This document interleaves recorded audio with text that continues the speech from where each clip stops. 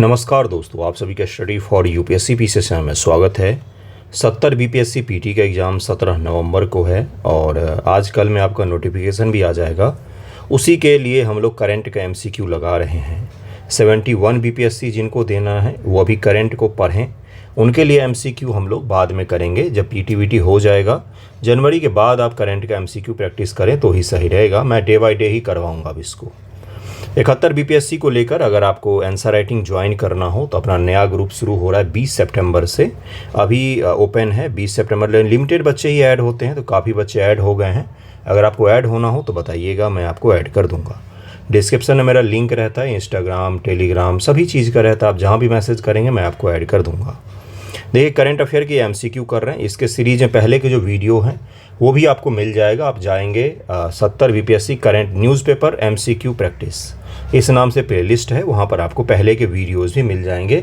Serial में डला हुआ है, मैं उस पर नंबरिंग भी कर दूंगा आपसे। ओके, देखिए पहला सवाल आज का क्या है। All we imagine as light, ये कान फिल्म फेस्टिवल में इसको पुरस्कार मिला है। इसके निर्देशक का नाम चुनिए। कौन सा इसका निर्देशक था, कौन इसके निर्देशक है जिनको पुरस्कार मिला है। कांस फिल्म फेस्टिवल में इसको सम्मानित किया गया। All we imagine as light ये फिल्म का नाम है। ओके, तो पायल कपाड़िया जी हैं, पायल कपाड़िया जी को पुरस्कार मिला था। इसका आंसर सी हो जाएगा। बाइलिंगुअल है, आप इधर देख सकते हैं इंग्लिश में लिखा हुआ है। अगला सवाल है आपका कि अनुच्छेद 293 के तहत में राज्य की कार्यकारी शक्ति भारत के क्षेत्र में उधार लेने तक फैली हुई है जो आकस्मिक निधि द्वारा सुरक्षित होती है। अगला है बी की अनुच्छेद 131 के तहत में सर्वोच्च न्यायालय केंद्र और राज्य सरकार के बीच विवादों को सीधे सुनने और तय करने का अधिकार देता है। सर्वोच्च न्यायालय केंद्र और राज्य सरकार के बीच विवाद को सुनने तय करने का अधिकार क्षेत्र है, यानी कि सुप्रीम कोर्ट का यह अधिकार क्षेत्र आर्टिकल 131 के तहत में। तो कौन सा इसका सही हो जाएगा, ये पूछा गया आपसे। सही विकल्प चुनिए। इसका आंसर हो जाएगा बी, केवल दूसरा सही है, पहला गलत है। आर्टिकल 293 के तहत में किसी राज्य की कार्यकारी शक्ति भारत के क्षेत्र में उधार लेने तक फैली हुई है जो राज्य के समेकित निधि द्वारा सुरक्षित होती है, न कि आकस्मिक निधि द्वारा। आकस्मिक निधि में कुछ ही पैसे होते हैं जो इमरजेंसी कंडीशन में यूज किए जाते हैं। समेकित निधि जो होता है वो दरअसल में काम करता है उधार वगैरह की प्रक्रिया के दौरान, कंसोलिडेटेड फंड जिसको कहा जाता है। अगले सवाल पर चलते हैं हम लोग। अगला सवाल देखिए क्या है। भारत के विभिन्न प्रकार की आपदाएं नियमित घटना है। भारत में आपदा वित्त पोषण के बारे में निम्नलिखित कथनों पर विचार कीजिए। वित्त आयोग आपदा शमन के लिए निधियों के निर्माण की सिफारिश करता है। क्या वित्त आयोग आपदा के लिए फंड का सिफारिश कर सकता है गवर्नमेंट से? राज्य आपदा शमन निधि SDMF में केंद्र और राज्य सरकार दोनों द्वारा योगदान किया जाता है। राज्य सरकार का जो स्टेट डिजास्टर मिटिगेशन फंड होता है, क्या इसमें केंद्र और राज्य दोनों ही पैसे डालते हैं? पाला SDF के अंतर्गत नहीं आता है। पाला जो पाला बीमारी फैलती है कई बार कृषि से जुड़े हुए, वो SDMF के तहत में नहीं आती है। ये तीन स्टेटमेंट छोटा सा आपसे पूछा गया है। राज्य स्तर पर इतनी आपदाएं आई हैं इसलिए सवाल पूछा है। कहीं पर भी यूट्यूब की मैं बात कर रहा हूँ, अगर इस लेवल का बीपीएससी के लिए आपको क्वेश्चंस दिख जाए तो मुझे आके बता जाना आप कि वहाँ पर दिखा था मुझे। ठीक है, चलिए सवाल करते। इसका उत्तर क्या हो जाएगा? इसका उत्तर हो जाएगा बी, 1 और 2 सही है यहाँ पर। तीसरा यहाँ पर गलत दिया हुआ है। पाला जैसे जो कृषि आधारित जोखिम होते हैं, चाहे वो पाला हो, कीट का हमला हो। याद है आपको कोरोना के समय में कीटों का हमला हुआ था, पश्चिम की तरफ में पाकिस्तान की तरफ से कीट आ रहे थे भारत में, तो सब के सब SDMF के तहत में आते हैं, स्टेट डिजास्टर मिटिगेशन फंड के तहत में आते हैं। अगला सवाल आपसे NDRF के बारे में पूछा गया है। राष्ट्रीय आपदा प्रतिक्रिया कोष NDRF के बारे में कौन सा कथन सही है? इसे आपदा प्रबंधन 2005 के धारा 46 के तहत स्थापित किया गया था। इसे भारत सरकार के सार्वजनिक खाते में रखा जाता है। यह एकमात्र ऐसा कोष है, फोर्स नहीं पूछा गया है, डिजास्टर रिस्पॉन्स फोर्स नहीं पूछा गया, फंड के बारे में पूछा गया है आपसे। एकमात्र ऐसा कोष है जो कंपनी और महालेखा परीक्षक कैग के ऑडिट से बाहर है। कौन सा कथन सही है? चौथे का आंसर क्या हो जाएगा? बी, पहला और दूसरा सही है, यहाँ पर तीसरा गलत है। ये कैग के निधि के तहत आता है। कैग इसकी जांच पड़ताल भी कर सकता है और सार्वजनिक खाते में ब्याज रहित आरक्षित निधि के तहत रखा गया है, जिसे सरकार संसदीय अनुमोदन के बिना इसका उपयोग भी कर सकती है। इसका आंसर हो जाएगा बी। बी यहाँ पर सही है, बी यहाँ पर सही है, पहला दूसरा सही है यहाँ पर। निम्नलिखित कौन सी रिपोर्ट अंकटाड द्वारा जारी नहीं की जाती है? तो इसका आंसर हो जाएगा विश्व व्यापार रिपोर्ट। संयुक्त राष्ट्र और विकास सम्मेलन अंकटाड की स्थापना 1964 में विकासशील देशों के विश्व अर्थव्यवस्था में विकास अनुकूल एकीकरण को बढ़ावा देने के लिए की गई थी। अंकटाड एक अस्थायी अंतर सरकारी निकाय है, यानी कि गवर्नमेंट टू गवर्नमेंट बॉडी है ये, और ये इतने सारे रिपोर्ट प्रकाशित करती है। और विश्व व्यापार रिपोर्ट वर्ल्ड ट्रेड ऑर्गेनाइजेशन के द्वारा जारी किया जाता है, WTO के द्वारा जारी किया जाता है। अगला सवाल, अंतरिक्ष क्षेत्र के लिए FDI नीति में क्या संशोधन किए गए हैं? जो स्पेस सेक्टर है उसके लिए FDI पॉलिसी में क्या अमेंडमेंट किया गया है, ये आपसे सवाल पूछा गया है। जब अब अंतरिक्ष क्षेत्र 75% FDI की अनुमति है। स्वचालित रूट से उपग्रहों के तहत 74% तक की FDI की अनुमति है। विनिर्माण, संचालन, उपग्रह, डेटा उत्पाद, ग्राउंड सेगमेंट, उपयोगकर्ता सेगमेंट, इन सभी में लगभग 74% तक का अनुमति दिया गया है। आपसे ये पूछा गया है कि कौन कौन से इसमें से सही होंगे, इसमें से कौन कौन से सही होंगे। छठा का आंसर हो जाएगा केवल बी सही है, पहला यहाँ पर गलत है। संशोधित नीति के तहत अंतरिक्ष क्षेत्र में 100% FDI की अनुमति है, जिसका उद्देश्य भारतीय अंतरिक्ष कंपनियों के लिए संभावित निवेश को आकर्षित करना। अंतरिक्ष क्षेत्र में FDI में 100% दिया गया है। वहीं स्वचालित रूट के तहत निम्नलिखित क्षेत्र में, जैसे उपग्रह बनाने में, उनके संचालन में, उपग्रह के डेटा वगैरह में 74% तक का स्वचालित रूप से, और अगर आपको उससे ज़्यादा का लेना है तो गवर्नमेंट से एक्सेस लेकर, गवर्नमेंट से अनुमति लेने के पश्चात आपको FDI दे सकते हैं उसमें। तो ये ध्यान रखिएगा, छोटा सा फैक्ट है जो कि बहुत ही अहम है। चीन ने टोंगा को सुरक्षा का बचाव का प्रस्ताव दिया है। ये इंग्लिश टू हिंदी ट्रांसलेटेड है ना, इसलिए इस तरह का आ जाता है। China defend its security over to Tonga saying, इसका मतलब क्या है? टोंगा के बारे में आपसे पूछा गया है। यह पूर्वी हिंद महासागर में एक द्वीप है टोंगा। इसमें 36 द्वीप है जो 3 प्रमुख समूहों में हैं। सबसे बड़ा द्वीप टोंगा टापू है, जिस पर राजधानी शहर नुकुआलोफा स्थित है। प्रशांत महासागर के द्वीप इस बार चर्चा में थे। टोंगा इसलिए भी चर्चा में था क्योंकि वहां पर भीषण एक प्राकृतिक आपदा भी देखी गई थी। इंटरनेट से कनेक्शन इसका टूट गया था समुद्र में आपदा के कारण से। 7 का आंसर क्या हो जाएगा? इसका आंसर हो जाएगा डी, केवल तीसरा सही है। टोंगा द्वीप समूह में 169 द्वीप है, जिनमें से 36 पर लोग रहते हैं। वावाऊ, हपाई व टोंगापू में 800 किलोमीटर 500 किलोमीटर फैले हैं। सबसे बड़ा द्वीप टोंगा टापू है, जिस पर राजधानी शहर नुकुआलोफा स्थित है, 257 वर्ग किलोमीटर में फैला हुआ है। और ये हिंद महासागर में नहीं बल्कि प्रशांत महासागर में स्थित द्वीप है। प्रशांत महासागर में स्थित द्वीप है, प्रशांत महासागर में द्वीप है ये। इसका आंसर हो जाएगा डी, केवल 3 यहाँ पर सही है, पहला दूसरा गलत दिया हुआ था। प्रशांत द्वीपीय मंच, अब इसको क्या कहा जाता है? Pacific island forum. मैंने करवाया है, बहुत ज़्यादा चर्चा में रहता है, इसीलिए इसको हल करना है आपको। ज़रा ध्यानपूर्वक इसको हल कीजिए और इसका उत्तर निकालने का कोशिश कीजिए कि क्या इसका आंसर हो जाएगा। इस मंच की स्थापना 1971 में क्षेत्र के राजनीति और आर्थिक विकास के लिए की गई थी। टोंगा अब तक इसका सदस्य नहीं है। फुकुशिमा परमाणु ऊर्जा संयंत्र दक्षिण कोरिया में है। 3 कथन दिए गए हैं, तीनों के आपको आंसर बताने हैं कौन से सही होंगे। 3 अलग अलग सब्जेक्ट से जोड़कर एक सवाल बनाया गया है। ज़रा मुझे बताइए इसका उत्तर क्या हो जाएगा। 8 का आंसर हो जाएगा, केवल पहला सही है, दूसरा तीसरा गलत है। देखिए क्या है कि PIF इसको कहा जाता है, प्रशांत आइलैंड फोरम। कुछ दिन पहले इसकी बैठक हुई थी। कहाँ पर बैठक हुई थी आपको याद है? कुछ सप्ताह या 1.5 सप्ताह पहले मैंने न्यूज़पेपर डिस्कशन में करवाया है। अगर आपको याद हो कि कहाँ पर हाल फिलहाल बैठक हुई है तो मुझे बताइएगा आप, ठीक है। PIF के अनुसार प्रशांत द्वीप राष्ट्र जापान से आग्रह कर रहे थे कि मत्स्य पालन के दूषित होने की चिंताओं के कारण प्रभावित फुकुशिमा परमाणु ऊर्जा संयंत्र से पानी की रिहाई को स्थगित कर दें। मैंने आपको फुकुशिमा परमाणु ऊर्जा संयंत्र हादसा पढ़ाया था, जिसके बाद मैंने आपको ये बताया था कि इस यहाँ से क्या होगा, तो बहुत भारी मात्रा में जापान द्वारा रेडियो एक्टिव तत्वों से युक्त पानी को समुद्र में छोड़े जाने की आशंका है। हालांकि जापान ने बोला कि हमने पानी को साफ कर लिया है, अब ये छोड़ा जा सकता है, लेकिन द्वीप के जो देश थे उन्होंने आपत्ति दर्ज की थी कि इससे आइलैंड के जीवन पर प्रभाव पड़ेगा, इससे जो प्रशांत महासागर के द्वीप वगैरह हैं उन पर बहुत ज़्यादा प्रभाव पड़ेगा, इसलिए आप मत छोड़िएगा उसको, ठीक है। प्रशांत द्वीप मंच का क्षेत्र प्रमुख राजनीतिक आर्थिक क्षेत्र 1971 में इसको स्थापित किया गया था और टोगा भी इसका सदस्य है। और फुकुशिमा ऊर्जा परमाणु संयंत्र जो है ये दक्षिण कोरिया में नहीं बल्कि जापान में है, जहाँ पर 2011 में सुनामी के कारण से परमाणु आपदा देखा गया था। सिविल परमाणु आपदा था, ये मिलिट्री यूज नहीं था, सिविल के लिए, मतलब कि परमाणु ऊर्जा उत्पादन के लिए इसका उपयोग किया जा रहा था। हाल ही में दक्षिणी जापान में एक स्थानीय परिषद ने एक जगह का नाम बदलने के लिए एक विधेयक को मंजूरी दी है, उसके बारे में सवाल पूछा गया। सेनाकाकू द्वीप चीन और जापान के बीच विवादित है। इसे चीन द्वारा डायोयूसू के नाम से जाना जाता है। कौन सा कथन सही है? तो देखिए क्या है, हाल ही में दक्षिणी जापान में एक स्थानीय परिषद ने टेनोसियर सेनाकाकू द्वीप का नाम बदलने के लिए विधेयक मंजूरी दी गई थी। इसका आंसर बी नहीं है, ठीक ना, इसका आंसर बी नहीं है। मैं आपको आंसर बताऊंगा इसका आंसर बी नहीं है। अभी सेनाकाकू द्वीप को चीन द्वारा डियाओसू, ताइवान द्वारा तियाओताई के रूप में जाना जाता है। चीन और ताइवान के साथ इन द्वीप पर विवाद है। इस द्वीप पर चीन, ताइवान और मुख्य रूप से जापान का विवाद है, इसलिए पहला भी यहाँ पर सही होगा। चीन और जापान के बीच विवाद है, दोनों स्टेटमेंट सही होंगे। इसका आंसर सी हो जाएगा, इसका आंसर सी हो जाएगा, इसका आंसर सी हो जाएगा। आंसर ये बी की जगह पर सी लिखना चाहते, मिसप्रिंट था।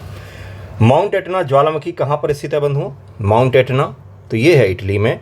माउंट एटना स्ट्रामबोल्कैनो है, जिसका अर्थ है कि यह लावा, राख और चट्टान के परत से बना हजारों वर्ष से इस पर विस्फोट जमा हुआ है।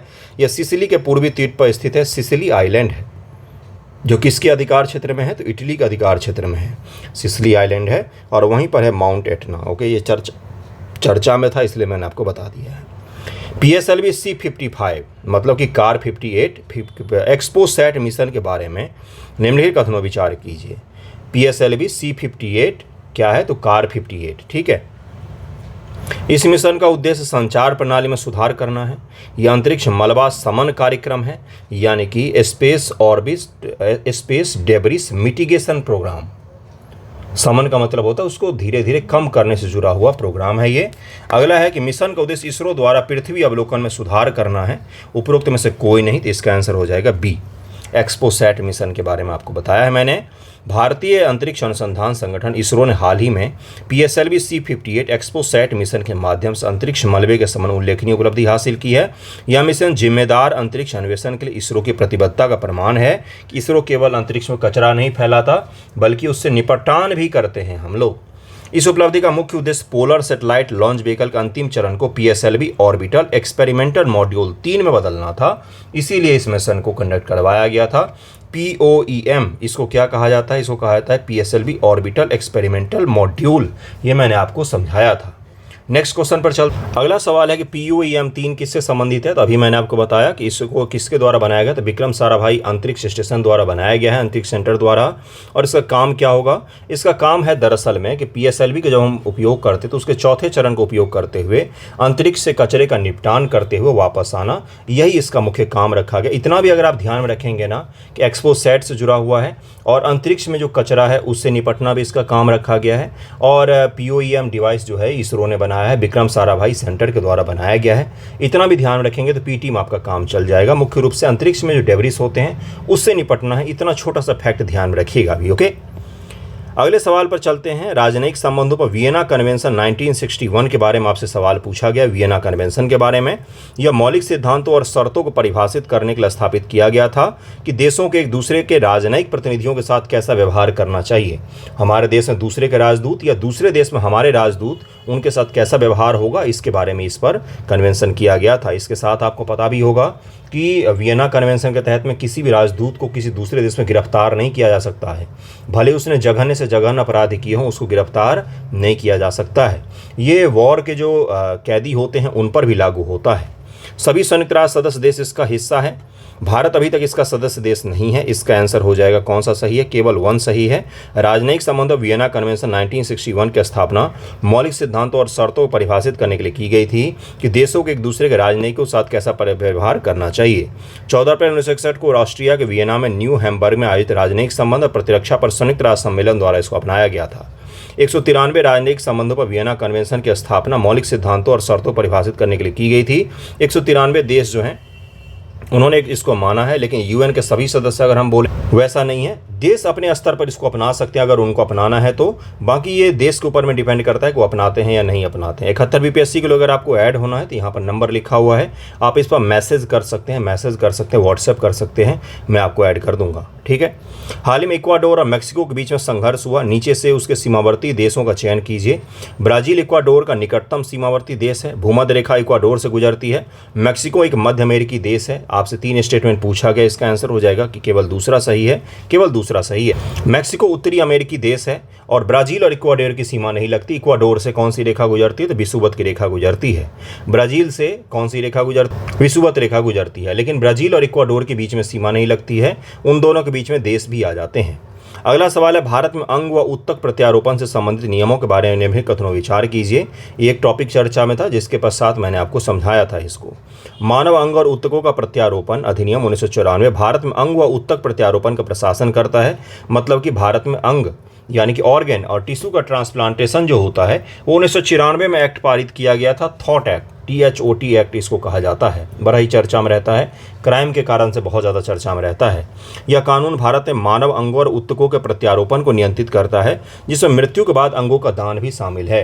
कई सारे लोगों का आपने सुना होगा, जैसे हाल फिलहाल में जो सीताराम येचुरी जी थे, जो CPI के लीडर थे, कम्युनिस्ट पार्टी ऑफ इंडिया के लीडर थे, उन्होंने उनकी जब डेथ हुई है, बहुत बड़े नेता थे वो लेफ्ट विंग के, उनकी डेथ जब हुई तो उनके परिवार ने बोला कि हम इनकी बॉडी को एम्स को दान करें। तब एम्स क्या करेगा, उस पर रिसर्च वगैरह करेगा, या उनका अंग को किसी को देना होगा तो वो भी दे सकता है। तो ये क्या है, तो मृत्यु के बाद भी अंगों का दान वगैरह भी शामिल है इसमें। राष्ट्रीय अंग व उत्तक प्रत्यारोपण संगठन स्वास्थ्य और परिवार कल्याण मंत्रालय का अधीन काम करता है। तो 15 का आंसर क्या हो जाएगा, 15 का आंसर हो जाएगा डी। तीनों स्टेटमेंट यहाँ पर सही दिए हुए हैं, तीनों स्टेटमेंट सही दिए हुए हैं। इस एक्ट को ध्यान में रखिएगा, बहुत ज़्यादा चर्चा में था, इसके कारण से मैंने आपको समझाया था। ये आर्कटिक क्षेत्र के महत्व के बारे में निम्नलिखित कथनों विचार कीजिए। आर्कटिक क्षेत्र के बारे में सवाल पूछा गया बंधुओं आपसे, जरा ध्यानपूर्वक देखिए। आर्कटिक क्षेत्र में कोयला, जिप्सम और हीरे के समृद्ध भंडार हैं और जस्ता, सीसा, प्लेसर, सोना और क्वार्ट्ज के भी पर्याप्त भंडार पाए गए हैं। ग्रीनलैंड में दुर्लभ मृदा भंडार की संख्या कम है। रेयर अर्थ जो एलिमेंट्स होते हैं उनके भंडार की संख्या कम है, ऐसा कहा गया है। आर्कटिक भारत की ऊर्जा सुरक्षा आवश्यकताओं को पूरा नहीं कर सकता है, क्योंकि भारत एक बहुत बड़ा देश है। आर्कटिक जो भारत है, आर्कटिक जो क्षेत्र है वो भारत की ऊर्जा आवश्यकताओं को पूरा नहीं कर सकता है, क्योंकि भारत की ऊर्जा आवश्यकताएं बहुत बड़ी हैं। इसमें से कौन सा कथन गलत है ये आपसे पूछा गया है। 16 का आंसर हो जाएगा कौन सा, तो सी। दूसरा और तीसरा यहाँ पर गलत दिया हुआ है, दूसरा तीसरा यहाँ पर गलत दिया है, पहला बिल्कुल सही था। क्यों सही था भाई पहला, क्योंकि आर्कटिक भविष्य का सागर बोला जाता है। इतने सारे संसाधन है उसके पास, भारत छोड़िए पूरे दुनिया की ऊर्जा खपत को पूरा कर सकता है आर्कटिक, इतने सारे संसाधन है उसके पास में। ग्रीनलैंड है उसके पास में, रेयर अर्थ एलिमेंट्स की भरमार है, बस उसको निकाल नहीं पा रहा है क्योंकि वहाँ बर्फ़ इतनी मोटी है। लेकिन भविष्य में जब बर्फ़ पिघलेंगे तब आपको दिखेगा कि वहाँ पर भारी मात्रा में खनन वगैरह के कार्यक्रम शुरू हो जाएंगे। और आपको पता होना चाहिए कि अब बर्फ़ लगभग में पिघल चुका है आर्कटिक का, लगभग में, इसलिए नया समुद्री मार्ग भी बन जाएगा। एक बेरिंग की जल संधि के द्वारा नया समुद्री मार्ग हो जाएगा अमेरिका तक पहुंचने का, कनाडा तक पहुंचने का, और वो समुद्र की आवाजाही का नया मार्ग बन जाएगा जब समुद्र के बर्फ पिघल जाएंगे वहाँ से। तो मैं आपको क्या बता रहा हूँ, तो आने वाले समय में, और भारत आर्कटिक परिषद का पर्यवेक्षक सदस्य भी है, ऑब्जर्वर राज्य है भारत, ऑब्जर्वर स्टेट है भाई आर्कटिक काउंसिल का, आपको पता होना चाहिए। इसलिए भारत सरकार पहले से ही संभावना तलाश रही है। इसका आंसर हो जाएगा सी। देखिए यहाँ पर लिखा हुआ, ग्रीनलैंड में दुनिया के दुर्लभ मृदा भंडार का लगभग 1/4 हिस्सा है। आर्कटिक में अनदेखे हाइड्रोकार्बन संसाधन का खजाना है। दुनिया के अनदेखे प्राकृतिक गैस का 30% है। भारत को छोड़िए, दुनिया के, है ना, भारत दुनिया का तीसरा सबसे बड़ा ऊर्जा खपत करने वाला देश है, तीसरा सबसे बड़ा तेल आयातक भी है। अगला सवाल है, सालबार्ड द्वीप किस महासागर में स्थित है। सालबार्ड द्वीप चर्चा में था, ये आर्कटिक महासागर में स्थित है। इसका उत्तर ए हो जाएगा। होर्मुज जलडमरू मध्य किसके बीच में स्थित है। ओमान की खाड़ी और फारस की खाड़ी में है। यहाँ पर होर्मुज है, ये ईरान है, और यहाँ पर UAE है, यहाँ पर ओमान है। बहुत ज़्यादा चर्चा में था, पर्शियन गल्फ है ये। एशिया विकास आउटलुक रिपोर्ट किसके द्वारा प्रकाशित की जाती है, तो ये एशियाई विकास बैंक के द्वारा की जाती है, एशिया डेवलपमेंट बैंक ADB के द्वारा की जाती है। 2024 में एशिया विकास आउटलुक जारी किया गया और इस आशावादी दृष्टिकोण में योगदान देने वाले विभिन्न कारणों का हवाला देते हुए कहा गया कि फाइनेंशियल ईयर 2025 के लिए भारत के GDP की वृद्धि पूर्वानुमान को संशोधित करती है, जिससे बताया गया कि भारत बहुत शानदार तरीके से ग्रोथ करने जा रहा है। किसने जारी किया इसको, ADB ने जारी किया है। अब आ गया स्टेटमेंट वाला सवाल, जरा एशिया डेवलपमेंट बैंक के बारे में आंसर निकाल कर दिखाइए। इसकी स्थापना कौन सा सही है? इसकी स्थापना 1966 में एशिया और प्रशांत विकास के लिए की गई थी, मतलब कि इंडो पैसिफिक जिसको आज कहते हैं, उस समय में उसका नाम था भाई, क्या नाम था? तो एशिया पैसिफिक नाम था। उस एरिया के डेवलपमेंट के लिए इसकी स्थापना 1966 में हुई है। क्या आपको याद है कुछ? ये सब गोल हो गया। यह सदस्य देशों को अनुदान नहीं बल्कि ऋण प्रदान करता है। भारत इसका संस्थापक सदस्य है। कौन सा सही हो जाएगा? 20 का आंसर हो जाएगा सी, पहला तीसरा सही है। ये ऋण वगैरह भी देता है भरपूर मात्रा में, और भारत को भी ऋण मिला हुआ है। इसका मुख्यालय मनीला फिलीपींस में है। वीवीपैट के बारे में सवाल आपसे पूछा गया। वीवीपैट पता है आपको, चुनाव के कारण चर्चा में था। इसका आंसर जरा निकालिए, स्टेटमेंट पढ़कर वीडियो पॉज करके निकालिए। इसे पहली बार 2012 में केरल के चुनाव में पेश किया गया था। जब कोई वोट डाला जाता तो 7 सेकंड के लिए एक पर्ची दिखाई देती है। 7 सेकंड के लिए पर्ची दिखाई देती है आपको कि आपने भाजपा को वोट किया है कि आरजेडी को कि कांग्रेस को। सुप्रीम कोर्ट ने ईवीएम के माध्यम से आयोजित चुनाव में वीवीपैट को लागू करने की आवश्यकता पर बल दिया था। क्या सुप्रीम कोर्ट ने बोला था कि वीवीपैट को लागू करो, या सुप्रीम कोर्ट ने बोला था वीवीपैट को रद्द कर दो? याद है कुछ? 21 का आंसर क्या हो जाएगा? सी, दूसरा तीसरा सही है। दूसरा तीसरा सही है। 2013 के नागालैंड में नोक्सेन विधानसभा निर्वाचन के क्षेत्र में उपचुनाव में पहली बार इसको पेश किया गया था। 2013 में पेश किया गया था। अब ये कौन याद रखेगा, बताइए हमको जरा। 2019 के लोकसभा चुनाव में सभी निर्वाचन क्षेत्रों में वीवीपैट का उपयोग किया गया था। 2013 में सबसे पहली बार कहाँ पर? तो नागालैंड में। कारमान रेखा के बारे में आपसे सवाल पूछा गया है, मैंने पढ़ाया था। कारमान लाइन मैंने पढ़ाया है। अब जरा बताइए क्या हो जाएगा इसका आंसर, और क्या होता है ये कारमान लाइन? कुछ याद है आपको? अंतरिक्ष मैंने बताया था, अंतरिक्ष पर्यटन जब चर्चा में आया था, अंतरिक्ष टूरिज्म, तो उसमें मैंने बताया था कि भाई कारमान लाइन वगैरह तो याद रखना है आपको। ये एक्सोस्फीयर में स्थित है। एक्सोस्फीयर को हिंदी में क्या कहते हैं? वायुमंडल कहते हैं क्या? वायुमंडल में स्थित है। इस रेखा की स्थापना 1960 के दशक में हुई थी। कारमान रेखा से ऊपर यात्रा करने वाली किसी भी चीज़ को एक प्रणोदक प्रणाली की आवश्यकता होती है जो पृथ्वी के वायुमंडल द्वारा उत्पादित लिफ्ट पर निर्भर नहीं होती है। ये क्या बोल दिया? Anything travelling above the Karman line required A propulsion system that does not relay on lift produced by the earth atmosphere. क्या है ये? सही है। Science and take current affair मिला दिया है मास्टर ने। 22 का आंसर क्या हो जाएगा? दूसरा और तीसरा सही है। दूसरा और तीसरा सही है, इसका पहला गलत है। पृथ्वी के वायुमंडल को अंतरिक्ष से अलग करने वाली रेखा एक काल्पनिक रेखा है जो समुद्र से 100 किलोमीटर और 62 मील की ऊंचाई पर स्थित है। समुद्र से 100 किलोमीटर की ऊंचाई पर स्थित है ये जगह। इसको कारमान लाइन कह दिया जाता है। रिकॉर्ड रखने वाले संगठन फेडरेशन एरोनॉटिकल इंटरनेशनल ने 1960 के दशक में इसकी स्थापना की थी। विमान निर्माण में अग्रणी थियोडोर वॉन कारमन ने इसका नाम रखा था, और कारमन के नाम से ही ये प्रेरित है। ये विमान निर्माण में अग्रणी थे थियोडोर वॉन कारमन, इन्हीं के नाम पर इसका नाम रखा गया। और ये थर्मोस्फीयर में होता है, एक्सोस्फीयर में नहीं होता है। ठीक है, इतना ध्यान में रहेगा आपको। अगले सवाल पर चलते हैं हम लोग। पर्यटक के रूप में अंतरिक्ष में जाने वाले पहले भारतीय कौन हैं? तो गोपी थोटाकुरा पर्यटक के रूप में गए थे। गोपी थोटाकुरा याद है आपको, मैंने करवाया था कि अमेरिका की तरफ से कंपनी गई थी तो उसी में गए थे गोपी थोटाकुरा, है ना। हाल ही में आरबीआई ने आईएफएससी में काम करने वाले एफआईआई को सॉवरेन ग्रीन बॉन्ड में निवेश करने की अनुमति दी है। आईएफएससी क्या है भाई? इंटरनेशनल फाइनेंशियल करके सेंटर है गिफ्ट सिटी गुजरात में, याद है आपको। वहाँ पर काम करने वाले एफआईआईज को सॉवरेन ग्रीन बॉन्ड में निवेश करने की अनुमति दी है। भारत में एफआईआई को बनाए रखने का एकमात्र अधिकार आरबीआई के हाथों में है। इसका आंसर हो जाएगा केवल पहला सही है, दूसरा गलत दिया हुआ है। एफआईआई संस्थागत निवेशक होते हैं, इंस्टीट्यूशनल इन्वेस्टर जो इनको कहा जाता है, जो संगठन के आधार से अलग देश की परिसंपत्तियों में निवेश करते हैं। भारतीय प्रतिभूति विनिमय बोर्ड से भी देश के एफआईआई को निवेश को नियंत्रित करता है, न कि आरबीआई। ये कौन करता है? तो सेबी करता है। जबकि आरबीआई एफआईआई भागीदार को नियंत्रित रखने के लिए निवेश की अधिकतम सीमा बनाए रखता है। तो ये छोटा सा डिफरेंस ध्यान में रखिएगा। सेबी आरबीआई तो हमेशा ही चर्चा में रहता है। और इस वीडियो का आखिरी सवाल हम लोग करें सॉवरेन ग्रीन बॉन्ड फ्रेमवर्क के बारे में निम्नलिखित कथनों विचार कीजिए। वित्त मंत्रालय 2024 में भारत का पहला एसजीआरबी सॉवरेन ग्रीन बॉन्ड फ्रेमवर्क जारी किया है। फ्रेमवर्क जारी किया है, ग्रीन बॉन्ड नहीं। फ्रेमवर्क की मतलब किस तरह का होना चाहिए, क्या क्या नियम रूल रेगुलेशन होंगे, कौन कौन उसमें इन्वेस्ट कर सकते हैं, इसको फ्रेमवर्क कहा जाता है। ठीक है, फ्रेमवर्क में 9 हरित परियोजनाएं शामिल हैं। जीवाश्म ईंधन निष्कर्षण, परमाणु ऊर्जा उत्पादन, प्रत्यक्ष अपशिष्ट भस्मीकरण से जुड़ी परियोजनाएं इसका हिस्सा हैं। कौन सा कथन गलत है? तो पहला और तीसरा यहाँ पर बोल रहा है कि गलत दिया हुआ है। वित्त मंत्रालय ने 2022 में भारत का पहला सॉवरेन ग्रीन बॉन्ड फ्रेमवर्क जारी किया था, 2022 में, न कि 2024 में। कब जारी किया था? 2022 में, ठीक है। और इसमें जीवाश्म ईंधन निष्कर्षण शामिल नहीं हो सकता है। जीवाश्म ईंधन की इसमें बात नहीं कर सकते हम लोग, जीवाश्म ईंधन की इसमें बात नहीं हो सकती, इसलिए इसका आंसर बी हो जाएगा। पहला और तीसरा गलत दिया हुआ है, दूसरा बिल्कुल सही था। चलिए और कुछ क्वेश्चन को कर ही लेते हैं। अजरबैजान और आर्मेनिया के बीच विवादित क्षेत्र पर विचार कीजिए। विवादित क्षेत्र नागोर्नो कराबाख है, यह क्षेत्र आर्मेनिया में है। इसका आंसर हो जाएगा केवल पहला। देखिए विवादित क्षेत्र जो है ना नागोर्नो कराबाख, ये अजरबैजान में स्थित है, न कि आर्मेनिया में, जिसको लेकर विवाद होता रहता है। दोनों इस पर युद्ध भी कर चुके हैं, जिसमें आर्मेनिया की हार हुई थी। आर्मेनिया के भारत के साथ बहुत अच्छे रिलेशन हैं और इस बार का कॉप जो है वो अजरबैजान में आयोजित होने वाला है, बाकू में। कौन सा कॉप होगा? भूल गए होंगे कौन सा कॉप है। ग्रीन क्रेडिट प्रोग्राम से आप क्या समझते हैं? इसे विभिन्न क्षेत्र में व्यक्तियों, समुदाय जैसे विभिन्न हितधारकों द्वारा स्वैच्छिक पर्यावरणीय कार्य को प्रोत्साहित करने के लिए डिजाइन किया गया है। कॉप 26 में घोषित लाइफ पहल से संबंधित है ये, तो इसका आंसर हो जाएगा बी हो जाएगा, सॉरी सी हो जाएगा। दोनों के दोनों स्टेटमेंट सही है, दोनों कथन यहाँ पर सही दिए हुए हैं। विश्व आर्थिक मंच द्वारा कौन सी रिपोर्ट प्रकाशित नहीं की जाती है?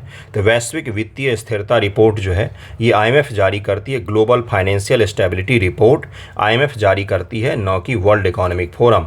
वर्ल्ड इकोनॉमिक फोरम ये जारी नहीं करती है। विश्व उपभोक्ता अधिकार दिवस मनाया जाता है, कब मनाया जाता है उपभोक्ता अधिकार दिवस? तो 15 मार्च को मनाया जाता है। कुछ वन लाइनर्स क्वेश्चन भी हैं इसमें। 30 नंबर सवाल है और यही आज का आखिरी होगा, अब इसके बाद नहीं करेंगे हम लोग। क्या है कि विकलांग व्यक्तियों के संबंध में विनियमों के बारे में भी कथन विचार कीजिए। यहाँ पर होगा दिव्यांग, ठीक है, दिव्यांग होगा यहाँ पर, ठीक है। दिव्यांग व्यक्तियों के अधिकार पर संयुक्त राष्ट्र सम्मेलन 2006 में अपनाया गया था। दिव्यांग व्यक्तियों के लिए अवसरों के समानीकरण पर मानक नियम संयुक्त राष्ट्र के अधिकार क्षेत्र में नहीं है। दिव्यांग व्यक्तियों के अधिकार अधिनियम 2016 में 27 प्रकार की दिव्यांगता को परिभाषित किया गया है। कौन सा कथन सही है? इसके बारे में आपसे पूछा गया है। 30 का आंसर हो जाएगा ए, केवल पहला सही है, दूसरा और तीसरा यहाँ पर गलत दिया हुआ है। दिव्यांग व्यक्तियों का अधिकार पर संयुक्त राष्ट्र सम्मेलन UNCRPD इसको कहा जाता है बंधुओं, ये भी ध्यान रखिएगा। आपसे पूछेगा कि UNCRPD किससे जुड़ा हुआ है? पर्यावरण से जुड़ा हुआ है, महिलाओं से जुड़ा हुआ है, बच्चों का अधिकार से जुड़ा हुआ है, या दिव्यांगों से जुड़ा हुआ है? तो इस प्रकार से सवाल आपसे पूछ सकता है, इसलिए ध्यान में रखिएगा। इसका फुल फॉर्म भी ध्यान में रखिएगा, याद रहेगा तो। 2006 में अपनाया गया UNCRPD एक व्यापक अंतर्राष्ट्रीय संधि है जो दिव्यांग व्यक्तियों का अधिकार और सम्मान को बढ़ावा देती है। दिव्यांग व्यक्तियों के लिए अवसरों के समानीकरण पर मानक नियम 1993 में संयुक्त राष्ट्र महासभा द्वारा अपनाया गया था। यूनाइटेड नेशन जनरल असेंबली के द्वारा 1993 में अपनाया गया था इसको। दिव्यांग व्यक्तियों का अधिकार अधिनियम 2016 यह 21 प्रकार की दिव्यांगता को परिभाषित करता है। कितने प्रकार की दिव्यांगता को बंधुओं? तो 21 प्रकार की, यहाँ पर 27 प्रकार दिया हुआ है, इसलिए इसको ध्यान में रखिएगा। सभी तरह के सवालों का मिश्रण मैंने करवाया है, यकीन मानिए बहुत अच्छे सवाल हैं, बहुत अच्छे सवाल हैं। इसको कीजिए, ज़्यादा से ज़्यादा कीजिए, शेयर कर दीजिएगा जहाँ तक हो सके। थैंक यू सो मच आप सभी का।